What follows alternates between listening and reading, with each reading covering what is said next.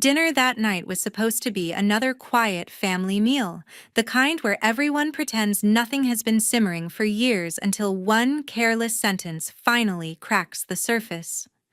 I am Hailey Moore, an architect living in Raleigh, North Carolina, and for most of my life, I have been compared to my sister in ways that made even breathing around my parents feel like a competition I never entered.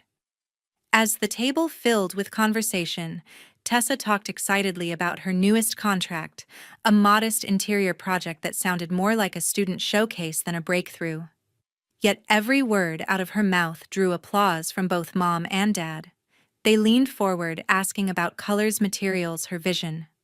I watched silent, letting their voices blend into the hum of the kitchen light.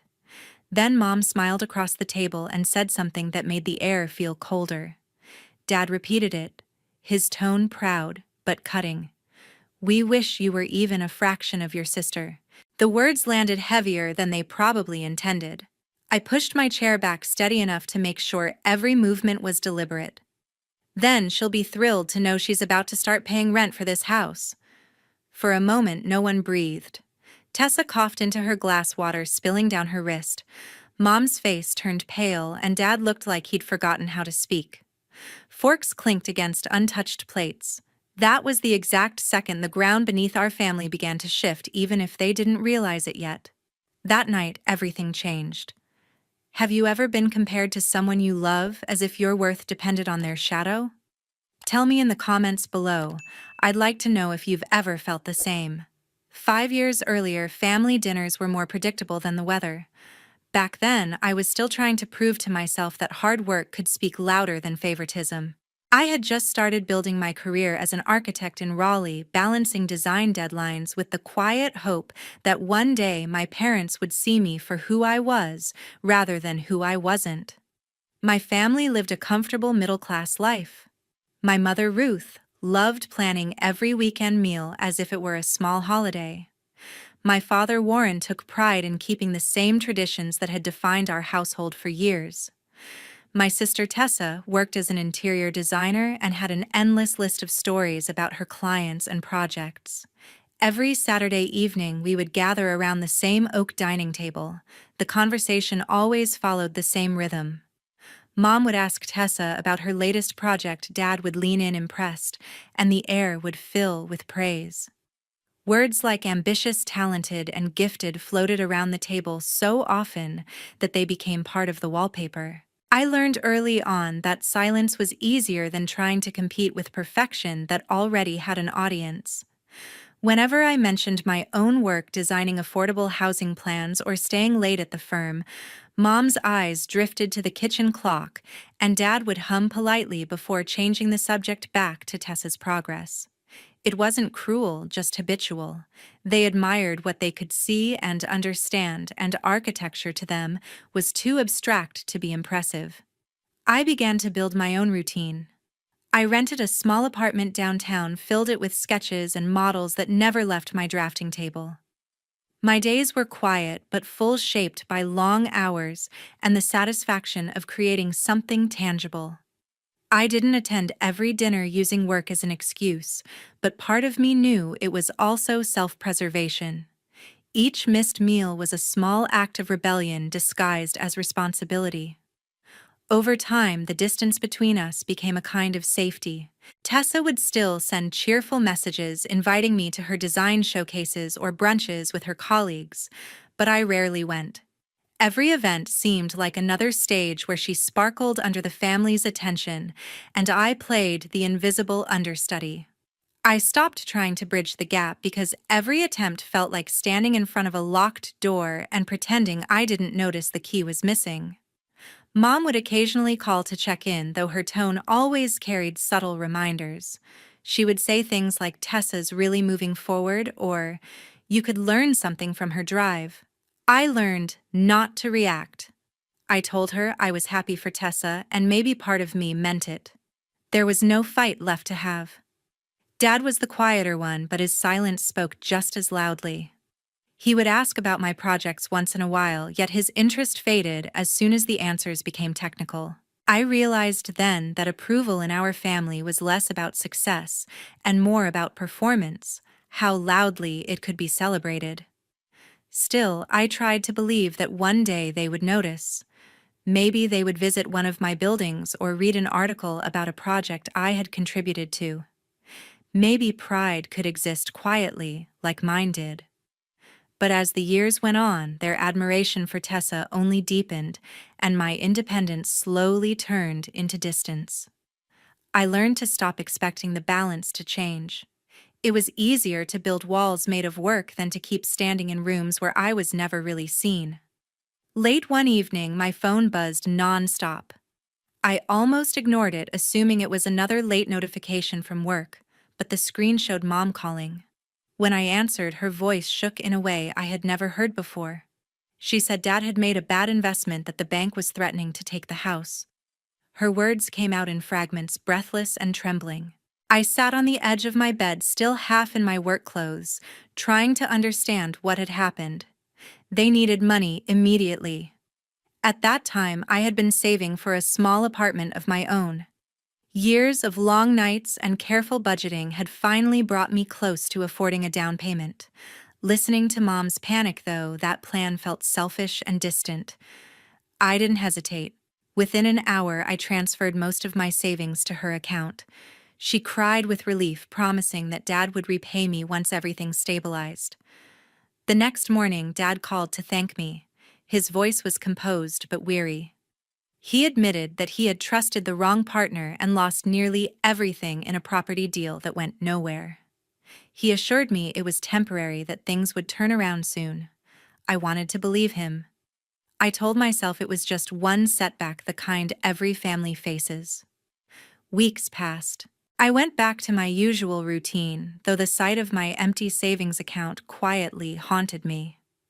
I didn't tell anyone, not my colleagues, not even my closest friend, because part of me felt that helping family was simply what decent people did. Still, the calls from home became more frequent. At first, they were just check-ins, little updates about how they were managing. But then one evening, Mom called again, her tone softer this time. She said the bank needed an additional payment to postpone foreclosure. "Just a little more," she whispered almost apologetically. I could hear Dad in the background insisting that this was the last hurdle before things turned around. I stared at the spreadsheet on my laptop where my financial plans had been carefully mapped out and felt every number blur into meaninglessness. I transferred another large sum that night. After that, I stopped counting how much I had given. What mattered was that the house stayed in their name. They sounded lighter for a while, even cheerful. But the weight of those choices began to settle on me. Every time I looked at listings for apartments, the thought of starting over financially felt impossible. A few months later, I received a call from the bank itself. The representative said the family mortgage was still under review and asked if I would be willing to act as guarantor to prevent repossession. I hesitated. It was one thing to send money, another to put my name on a legal document. When I mentioned it to Mom, she said gently, "It's just paperwork, Hailey. You're the responsible one. We need your signature so they take us seriously." Her words pressed on the part of me that still wanted her approval. Against my better judgment, I went to the branch and signed the papers. The banker congratulated me for helping preserve your family's home. I smiled weakly, not realizing that the ink on that form would tie me to their choices more tightly than I could imagine. Afterward, I told no one. My friends often talked about vacations, new furniture, or saving for retirement, and I would nod, pretending to share their excitement. Inside, I was still calculating interest rates and repayment schedules. I convinced myself that sacrifice was love, that someday my parents would recover, and we would all laugh about the difficult season we had survived together. I didn't yet understand that what I saw as loyalty was to them simply expected. That Friday dinner was supposed to be ordinary. I had not been home for several months, partly because of work, and partly because each visit left behind a residue of exhaustion that no amount of rest could fix. Still, when Mom called earlier in the week saying it would mean a lot if I joined, I agreed. I arrived in the early evening carrying a small bottle of wine as a peace offering. The house looked the same, but something about the atmosphere felt rehearsed, like everyone had been waiting for an audience. At the dining table, Tessa was already animatedly telling a story about her latest project. She had just signed a contract to redesign a small corporate office. It was a modest deal, but the way Mom leaned forward and Dad beamed made it sound like she had just been named architect of the century. They praised her creativity, her determination, her business sense. Each compliment landed with a quiet echo that filled the spaces where conversation should have lived. I smiled politely, cutting my food in silence. For a moment, I thought I could survive the evening by blending into the background. But then Mom turned toward me, her tone shifting into something sharp, yet casual. "Why can't you be more like your sister?"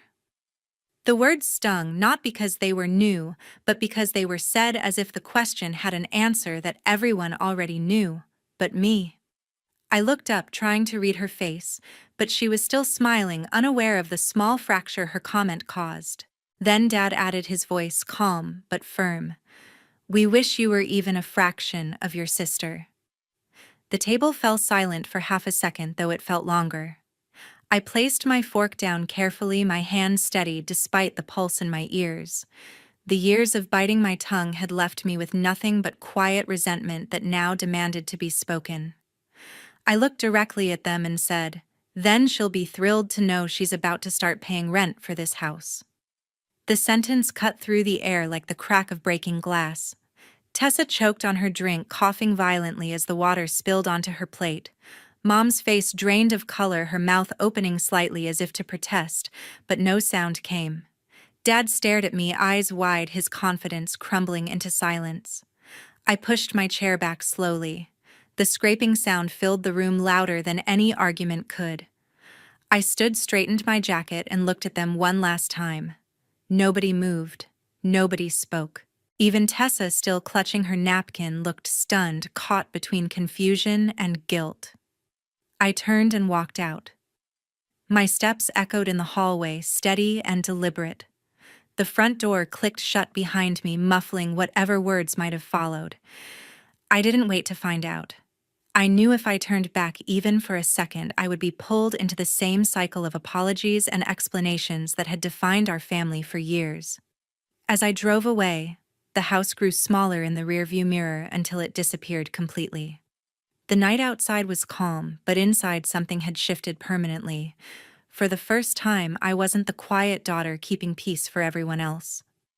I had finally said what needed to be said, and even though the silence that followed was heavy, it was mine to keep. In the weeks that followed, no one called, and I didn't either. The silence between us was thick, not angry, just hollow. I told myself it was temporary, that they needed time to cool down, but deep down I knew it was something else, a quiet acknowledgement that the balance had finally shifted. For once, I wasn't the one reaching out to make peace. I started by calling the bank. The woman on the other end sounded surprised when I asked to remove my name from the guarantor documents. I explained that my financial liability was no longer valid and that any connection between my personal accounts and my parents' mortgage had to end. It took 3 separate meetings, 2 legal consultations, and an uncomfortable signature to sever that tie. When the final confirmation arrived in the mail, I placed the papers neatly in a folder labeled "Closed." It was a strange kind of freedom, uneasy but real. At work, I threw myself into projects with a focus I hadn't felt in years. My firm had just landed a large urban development contract, and I was assigned to lead one of the design teams. The hours were long, but they filled the silence I brought home every evening. The more I worked, the more the weight of my family's shadow lifted. For the first time, my success didn't need to be validated by anyone else. One afternoon, while reviewing plans at a cafe near the office, I ran into Leah Collins, a former colleague who had left the firm 2 years earlier. She had always been one of the few people who understood me beyond small talk and work reports. We caught up for a bit before the conversation inevitably drifted toward family. When I hesitated, she said quietly, You don't owe them your peace just because they're your parents. I stared at my coffee, unsure how to respond. She added, if they never respected you, they never will. Stop setting yourself on fire to keep them warm. Her words stayed with me longer than I expected. That night, I replayed them in my mind over and over until they became less like advice and more like truth. It was the first time someone had said out loud what I had been too afraid to think. Weeks turned into months. I stopped sending money home. The first time I skipped transferring the usual amount, my hands shook, as if defying an unspoken rule. But nothing happened. No calls, no messages, no confrontation. The silence was strangely liberating.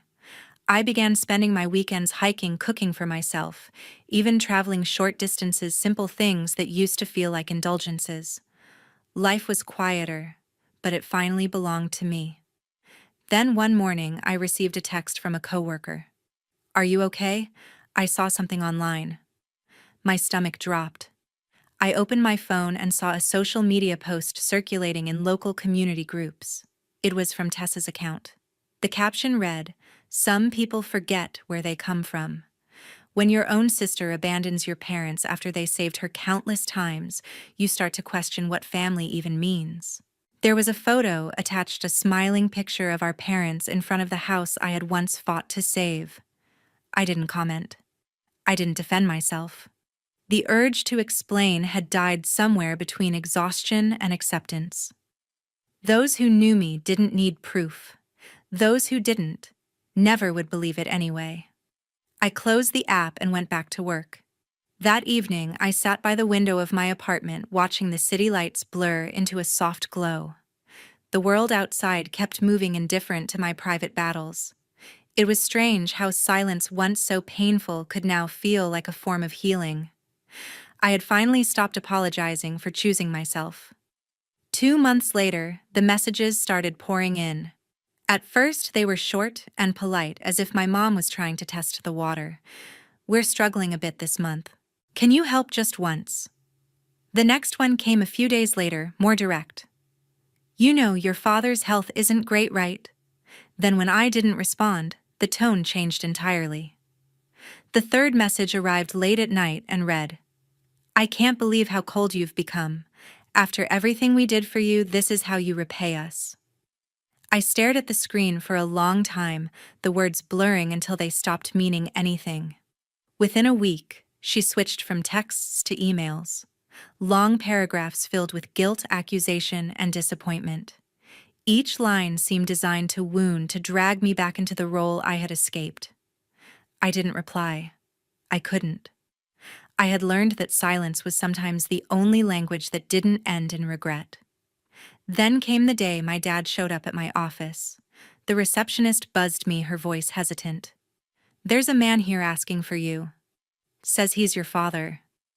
My heart sank. When I stepped into the lobby, he was already pacing, his jaw tight. His first words weren't greetings. Do you even understand what you're doing to this family? He said loud enough for a few nearby employees to glance over. I asked him to lower his voice, but he didn't. You've become selfish, Hailey. Completely ungrateful. We raised you better than this. I felt the heat of humiliation creep up my neck. Before I could respond, he turned away, muttering, You'll regret this when you have no one left. After he left, whispers started circulating. Offices have their own rhythm of gossip, quiet enough to pretend innocence, loud enough to be heard. I noticed glances exchanged near the break room, hushed tones in the hallway. The pity was worse than the judgment. The following morning, Tessa posted something online. The caption read, Some people only care about themselves no matter how much family has done for them. It didn't mention my name, but it didn't need to. The photo attached was of our parents sitting on the porch looking tired and sad. Within hours, it had dozens of likes and comments, people praising her for being the good daughter. Colleagues I barely knew started looking at me differently. A few even unfollowed me. It was astonishing how quickly a private fracture became public entertainment. At lunch, Leah Collins, my friend and former colleague, found me sitting alone in the courtyard. She had seen the post, of course. "You don't deserve this," she said softly. "They're trying to make you feel guilty for saving yourself." I wanted to agree, but the knot in my chest was too tight. I managed a faint smile and said, "No, this time I'll handle it." That evening, after everyone left the office, I stayed behind. The city outside the glass walls hummed with life, but I barely heard it. I opened my file drawer and pulled out the folder labeled Property Documents. My hands didn't shake as they once did. I spread the papers across the desk: the deed, the mortgage statements, the notarized contracts. Every single document carried my name alone. I had paid the taxes. I had signed the contracts. I had kept the house from foreclosure when no one else lifted a finger. For the first time in months, anger replaced hurt. It wasn't the kind of anger that burned uncontrollably, but the kind that clarified everything. They had taken my silence as weakness, my kindness as obligation. The humiliation, the whispers, even the online mockery, none of it mattered as much anymore. What mattered was truth, and I finally held it in my hands. I gathered the papers, slid them back into the folder, and locked it away. The decision forming inside me wasn't impulsive. It was calm, deliberate, the kind that comes only after you've been quiet for too long. If they wanted to play this in public, then perhaps the truth belonged there too. On a warm Saturday evening, Tessa hosted a party to celebrate what she called her new milestone. The venue was a glass-walled hall in the city center, glowing with golden lights that reflected off champagne flutes and polished marble. Guests in sleek suits and evening gowns filled the room, and cameras streamed every moment of her carefully staged triumph.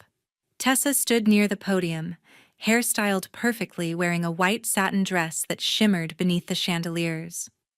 The backdrop behind her read, "From struggle to success, a journey of resilience." I arrived unannounced, dressed in a simple black dress that blended with the quiet edges of the crowd. Conversations faded momentarily as people turned their heads. I felt their curiosity, as they whispered, recognizing me not as a guest, but as a ghost, from a story Tessa had already rewritten.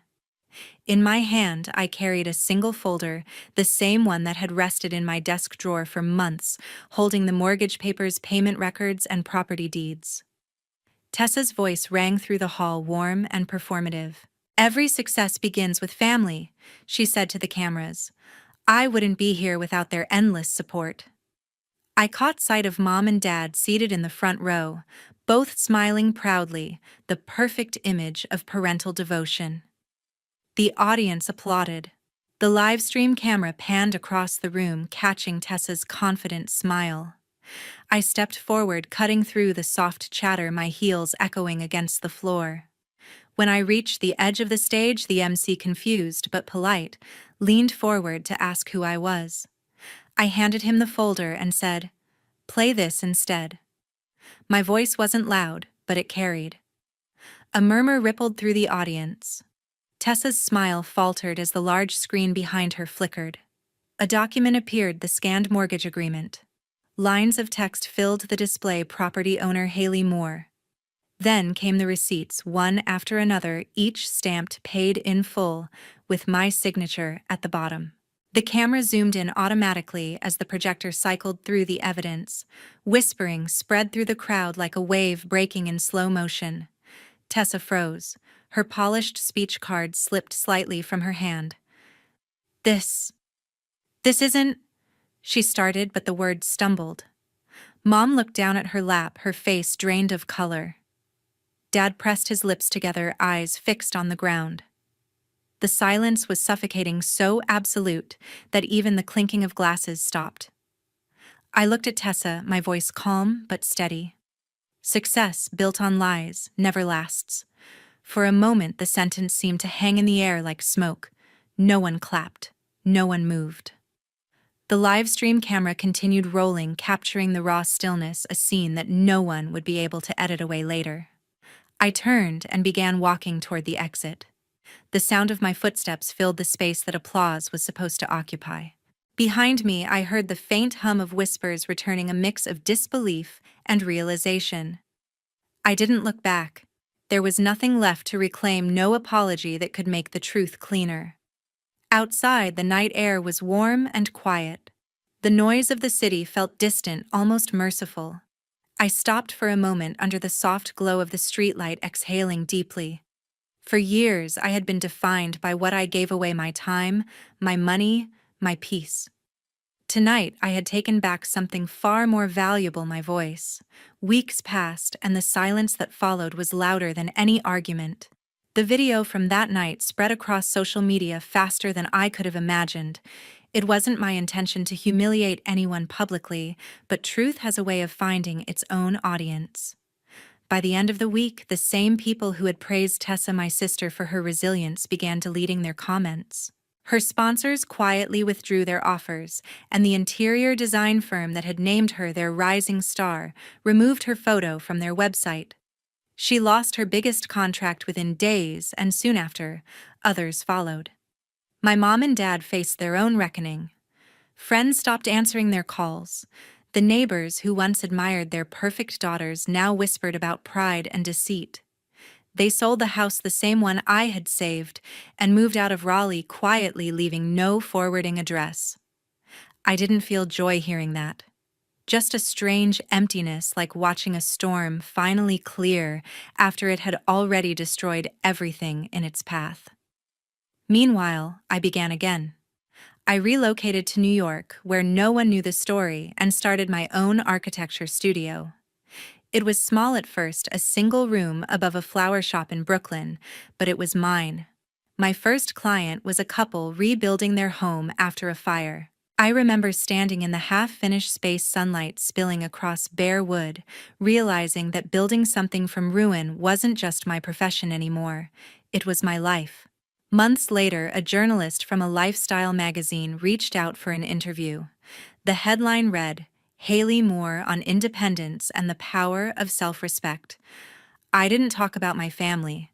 Instead, I spoke about boundaries, about how people mistake silence for weakness, and how choosing peace doesn't mean surrendering. The article went viral for all the right reasons this time. When the interview ended, the writer asked me off the record, "Do you ever think they'll apologize?"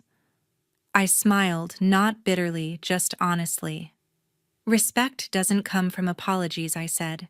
"It comes from boundaries."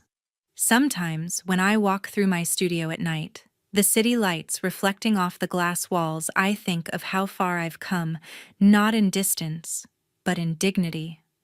Respect is built through boundaries. Sometimes the bravest act is walking away, not fighting harder. You can't teach people to value you by losing yourself to prove your worth. When you stop rescuing those who drain you, you finally rescue yourself. Freedom doesn't always arrive with applause. Sometimes it comes in quiet moments when you realize you no longer owe anyone an explanation for choosing peace. Thank you for staying until the end. If you've ever been unfairly compared, blamed, or made to feel small in your own story, share your thoughts below. Your experience might help someone else find the courage to set their own boundaries and reclaim their self-worth. Stories like ours remind people that healing isn't weakness, it's proof of strength.